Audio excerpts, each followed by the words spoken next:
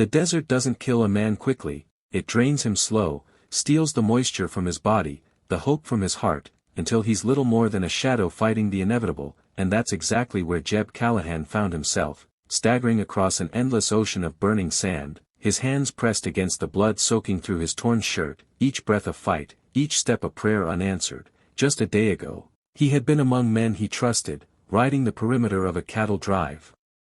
Living by a code older than the fences men were starting to throw up across the frontier, but trust was a fragile thing in the wilds, and when a prized mare went missing in Everett Mays, the boss's arrogant son, needed a scapegoat, he chose Jeb, the older cowboy with a haunted look in his eyes and too few friends willing to stand up for him, and before Jeb could even open his mouth to defend himself, fists were flying, pistols were drawn, and justice was decided not by truth but by fear, so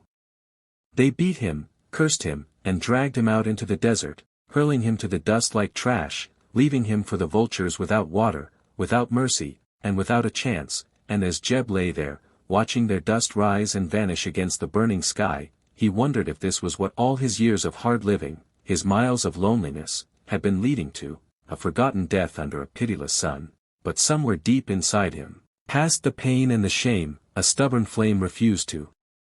die, a voice, soft, young, full of faith, that sounded like his little sister Lucy, gone these many years but never forgotten, whispering, "You're better than this, Jeb, you're better than they say." So he pulled himself to his knees, then to his feet, staggering forward into the endless sand, following nothing but a blind hope that maybe, somehow, this wasn't the end, not yet, though the sun beat down like a hammer. The wind kicked up grit like needles against his blistered skin, and the wound in his side throbbed with every heartbeat, leaking strength with every hour that passed. Hallucinations came and went, rivers where there were none, trees that melted into smoke, and by the time his legs gave out and he collapsed next to a skeletal cactus, Jeb thought surely he was finished, but fate, that old trickster, wasn't ready to cash him in yet, because just as his eyes fluttered shut, a shadow fell over him, blocking the sun, and a cool canteen was pressed to his lips, the water so sweet and real that it made him weep, and when he opened his swollen eyes, he saw her.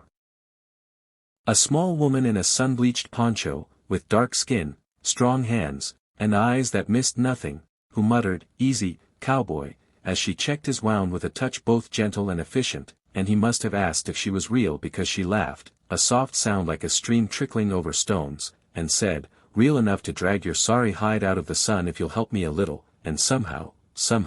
Jeb found the strength to lean on her, to let her hoist him onto her stubborn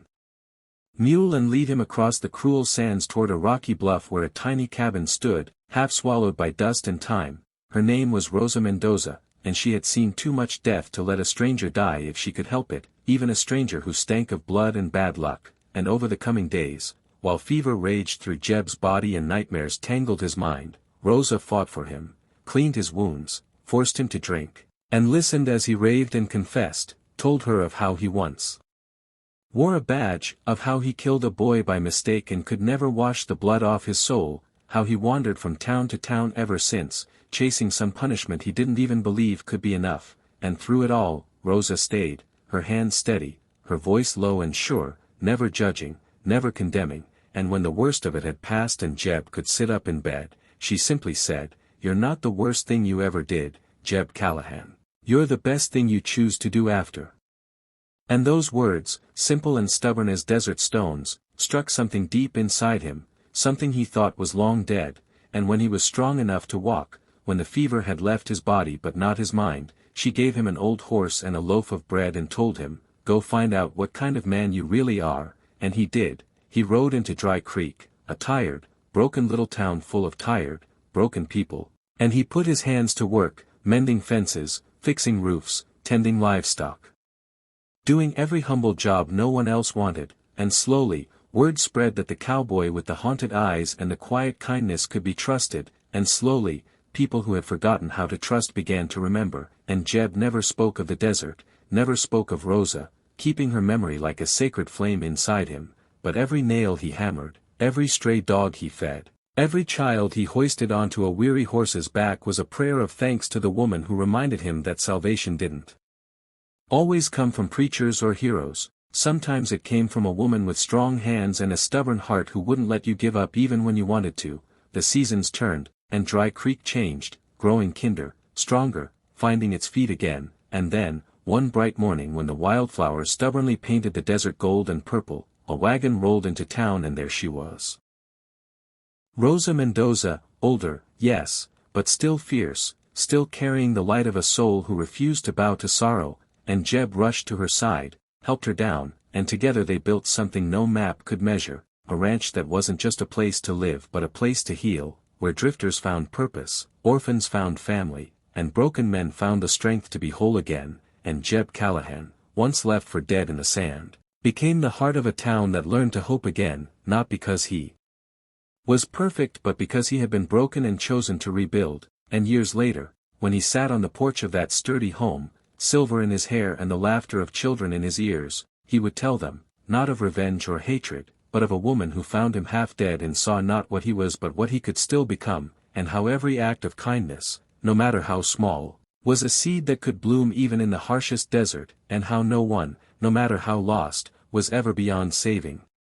And so the legend of Jeb Callahan grew, not in gunfights or gold strikes, but in the quiet, stubborn miracle of choosing to live better, and every time a lost soul wandered into Dry Creek, they found not just a place to rest but a place to begin again, all because once, long ago, a cowboy was left to die, and was saved by mercy strong enough to change a life, and a town, and maybe even a whole world.